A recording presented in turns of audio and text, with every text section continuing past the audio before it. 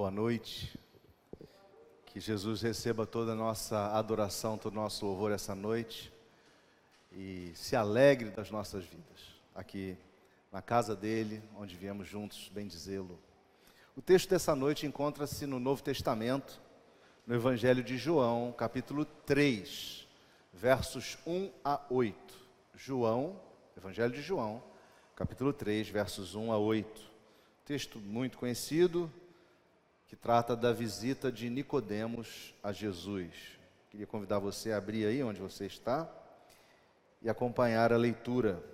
Diz assim a palavra do Senhor: Havia entre os fariseus um homem chamado Nicodemos, um dos principais dos judeus. Este, de noite, foi ter com Jesus e lhe disse: Rabi, sabemos que és mestre vindo da parte de Deus, porque ninguém pode fazer estes sinais que tu fazes, se Deus não estiver com ele. A isto respondeu Jesus: em verdade te digo que se alguém não nascer de novo, não pode ver o reino de Deus. Perguntou-lhe Nicodemos: como pode um homem nascer sendo velho? Pode porventura voltar ao ventre materno e nascer segunda vez? Respondeu Jesus: em verdade te digo, quem não nascer da água e do Espírito não pode entrar no reino de Deus. O que é nascido da carne é carne, e o que é nascido do Espírito é Espírito. Não te admires de eu te dizer: importa-vos nascer de novo. O vento sopra onde quer, ouves a sua voz, mas não sabes de onde vem, nem para onde vai. Assim é todo o que é nascido do Espírito. O vento sopra onde quer, ouves a sua voz, mas não sabes de onde vem, nem para onde vai. Assim é todo o que é nascido do Espírito. Palavra do Senhor até aqui. Vamos curvar a fronte e vamos orar, pedindo a Deus a sua bênção. Senhor, nesse momento em que abrimos as Escrituras para delas aprendermos aquilo que Tu tens para nós nesta noite, nós queremos Te pedir que Tu possas tomar nossas vidas, nossos corações e mentes, cativos a Ti mesmo, Jesus, e que possamos, Senhor, sair daqui edificados, fortalecidos, animados, entendendo a Tua vontade para as nossas vidas. Ajuda-nos, Senhor, a caminharmos no aprendizado e no desenvolvimento espiritual de nossas vidas. É a nossa oração, é o nosso pedido, em nome de Jesus. Amém.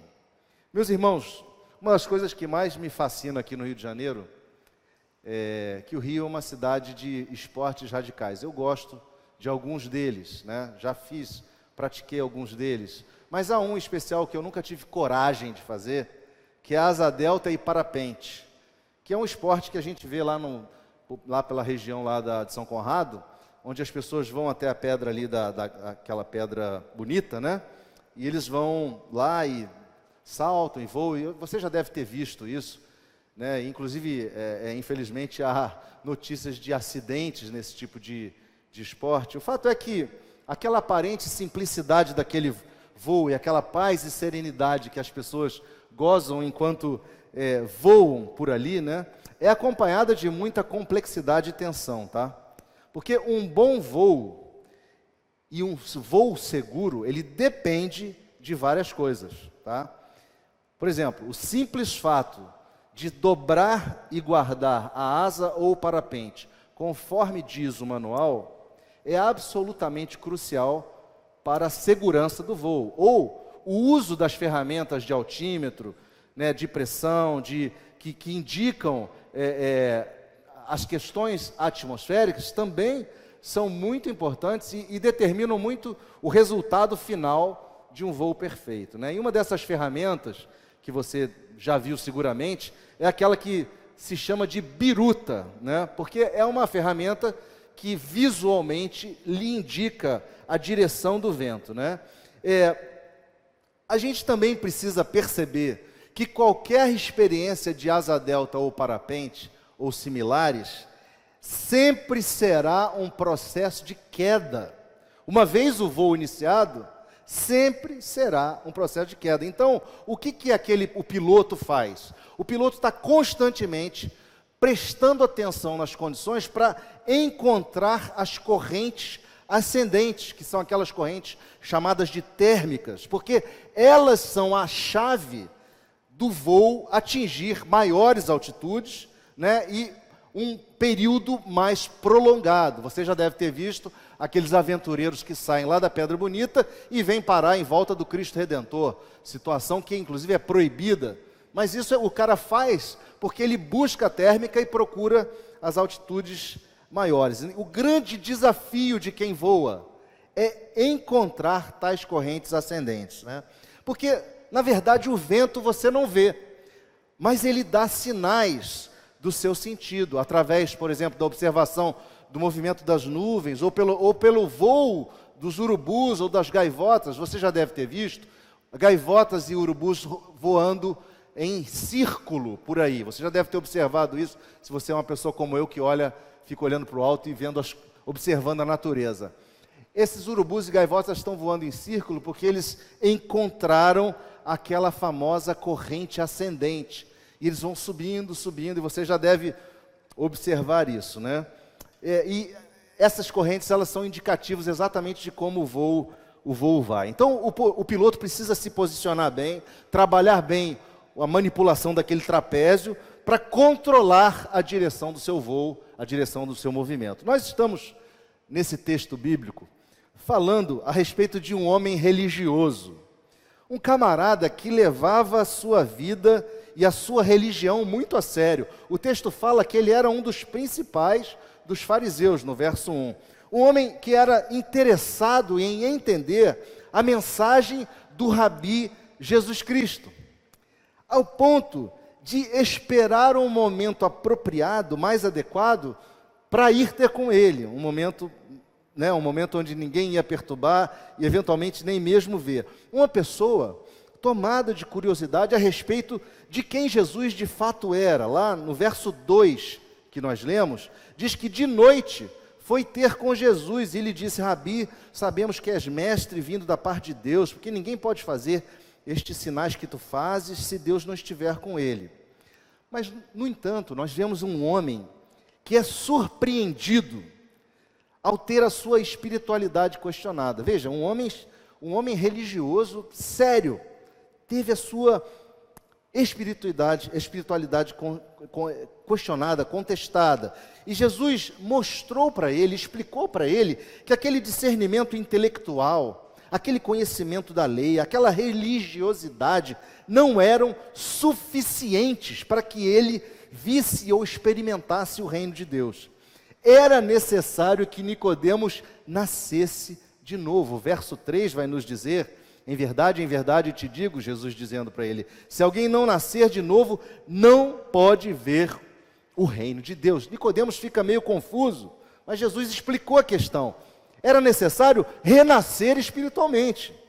Se há algo, irmãos, fundamental na vida de quem segue a Cristo, este algo é refletir sobre o tipo de espiritualidade que se tem vivido. Eu vou repetir.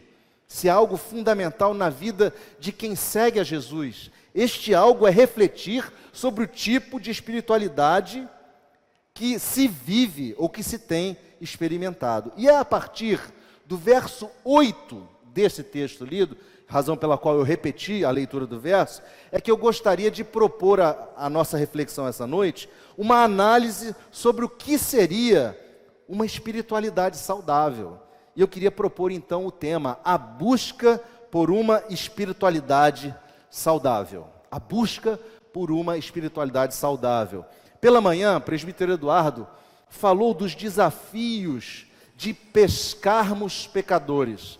O chamado que Jesus fez àqueles homens de lançarem fora as suas redes e se tornarem pescadores de homens. E o presbítero Eduardo comentava do desafio de nós vivermos a espiritualidade no meio de um ambiente perdido, num ambiente profano, um ambiente que não considera Deus, um ambiente que nos cerca. Nessa nossa reflexão de agora, eu queria construir sobre este argumento, trazendo um pouco mais de perspectivas outras, para que nós entendamos o que é essa espiritualidade saudável. E o meu primeiro ponto é que uma espiritualidade saudável, ela é fruto de regeneração. Uma espiritualidade saudável é fruto de regeneração. No verso 3, Jesus disse: se não nascer de novo, não pode ver o reino de Deus. E a palavra traduzida por novo, na realidade, ela traz o significado do alto, ou seja, nascer do alto. É a mesma palavra utilizada no verso 31 e traduzida por alturas. Lá em João 3,31 diz: quem vem das alturas certamente está acima de todos. Quem vem da terra é terreno e fala da terra. Quem veio do céu está acima de todos. E o que quer dizer? O que se quer dizer com o nascimento do alto? Primeiro, que não é aquele produzido pelo esforço humano, natural. Ao contrário, é aquele que é produto da ação de Deus. Necessariamente, nascer do alto é um processo que é começado em Deus. Deus é o agente principal, o agente monérgico que exerce o seu poder em nossa direção, em direção daquele que ele vai regenerar. O grande teólogo do século XIX, XX, que é Abraham Kuyper, que foi um pastor e primeiro-ministro da Holanda na virada do século XIX para o século XX, no livro dele, A Obra do Espírito Santo, ele apresenta o processo de uma forma bem didática, este processo de regeneração. Ele diz assim, que há uma discriminação entre as operações do Espírito Santo em nós. Uma que é inconsciente e outra que é consciente. A inconsciente é a regeneração. A consciente é a conversão.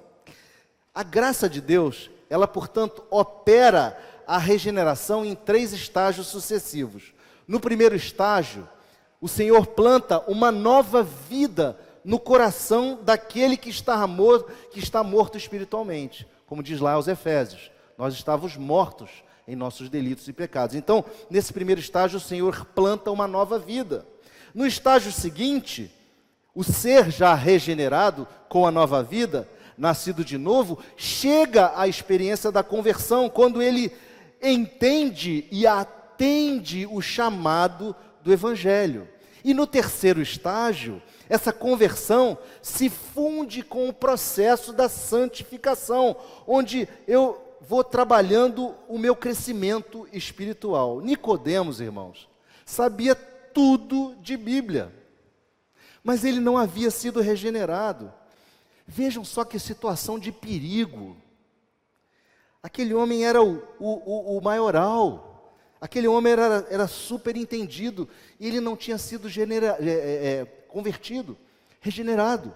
O perigo que nós podemos correr de estar aqui todos os domingos, de sabermos tudo de Bíblia, de estarmos entre os principais da igreja, e ainda assim não termos experimentado uma regeneração e uma consequente conversão. Portanto, o meu primeiro ponto, uma espiritualidade saudável, ela resulta de um coração regenerado. Mas o segundo ponto, eu quero dizer que uma espiritualidade saudável é aquela capaz de ouvir a voz do Espírito. O texto nos diz que o vento sopra onde quer. A palavra vento é a mesma para Espírito. Jesus está claramente fazendo uma alusão ao Espírito Santo. E ao soprar, ele faz um som, traduzido por voz. Do vento, nós ouvimos o som. Do Espírito, nós ouvimos a voz. Do vento, nós ouvimos o som.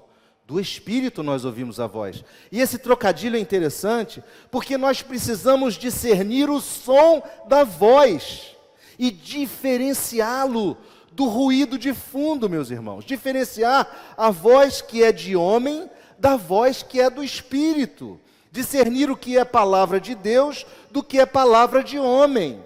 Em tempos de tanto blá blá blá, de tanto ruído evangélico, nós precisamos ouvir a voz do Espírito Santo que emana das Escrituras Sagradas. A Bíblia nos ensina que a fé vem pelo ouvir e ouvir a palavra de Deus. O autor dos Hebreus, no capítulo 4, no verso 12, ele diz que a palavra de Deus é viva, eficaz e mais cortante do que qualquer espada de 2 gumes e penetra ao ponto de dividir alma e espírito, juntas e medulas, e é apta para discernir os pensamentos e os propósitos do coração. Meus irmãos, ouvir a voz do Espírito é o que gera em nós a mudança da nossa mente, a famosa metanoia, aquilo que nós chamamos de arrependimento.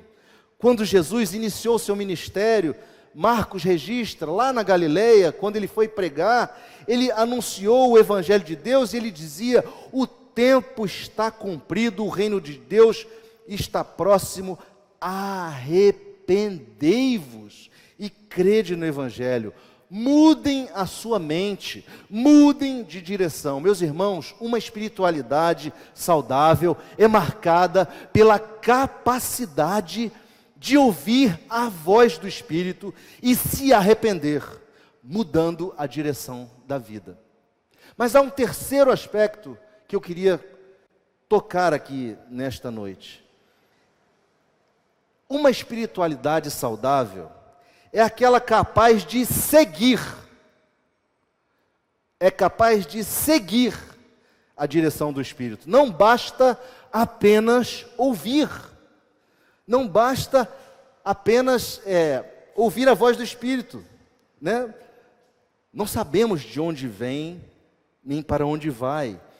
O que importa é a atitude de seguir, mesmo não sabendo qual será o destino, descobrindo a direção na medida em que a gente caminha, porque nós andamos por fé, irmãos, e não pelo que nós vemos. A vida espiritual saudável é aquela que marcha adiante sob o comando de Cristo, que nos decide por todo mundo e pregar o Evangelho a toda criatura.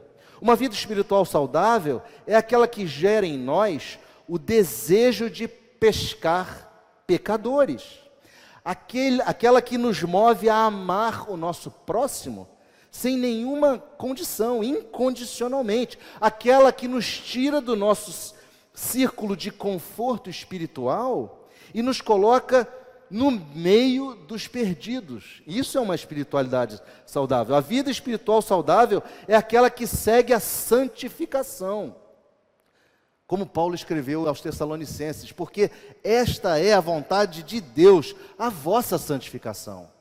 Ele escreve em outro texto que é necessário fazer morrer a nossa natureza carnal. A seguir a direção do Espírito Santo, irmãos, é decidir não saber nada senão a Cristo e este crucificado. Não seguir elucubrações da sabedoria deste mundo. Seguir a direção do Espírito é valorizar a cruz, que derruba toda a nossa autossuficiência. É olhar para cima. É olhar para cima. Eu queria concluir dizendo o seguinte: da mesma forma que num voo de asa delta ou parapente, a nossa vida espiritual precisa ser marcada pela disciplina de usar o instrumental e a capacidade de ouvir a voz do vento, no caso, o Espírito Santo, para nós discernirmos a direção que Ele está tomando. Nós podemos querer e fazer por onde para que o nosso voo siga um certo rumo, mas o vento será determinante, pois nos levará onde quiser. Veja, você pode querer seguir rumos, mas o vento do Espírito Santo vai soprá-lo aonde Ele quiser. Nós precisamos seguir a sua direção, para que possamos crescer espiritualmente, alcançar as correntes ascendentes, as correntes térmicas, que nos levarão a voos mais longos, a voos mais altos, a voos mais belos. Nós precisamos ser diligentes no uso do instrumental, a Bíblia, que nos dá os parâmetros de medição e as instruções para nós realizarmos tais voos seguros. Nós precisamos acostumar-nos a olhar o entorno do nosso voo e passar cada circunstância pelo crivo da palavra de Deus. Meus irmãos, nós precisamos ser convertidos ao manual, saber usá-lo. Não basta ter conhecimento retórico das verdades do manual. Essas verdades têm que produzir em você e em mim uma atitude prática de dobrar e guardar a nossa asa, o nosso parapente corretamente, conforme diz o livro. Não de uma forma irresponsável, porque isso pode nos custar muito, pode nos levar a uma queda sem precedentes. Sermos displicentes com o uso do manual e com a observação do vento pode custar a nossa saúde espiritual e arruinar o nosso voo. Lembrem-se, o voo leva sempre para descendente, a menos que tomemos uma corrente térmica ascendente. Que Deus possa nos ajudar a desenvolvermos essa sensibilidade e essa espiritualidade saudável, que nasce na nossa regeneração, na nossa capacidade de ouvir a voz de Jesus, do seu Espírito falando conosco, e mais do que isso, de seguirmos a sua direção, sem medo de ser feliz, sem medo, porque ao seguirmos a direção do Espírito Santo, Ele vai nos soprar a voos altos e nos levar além, e nos levar onde Ele quer nos levar. Amém? Que Deus te abençoe e que Deus te guarde.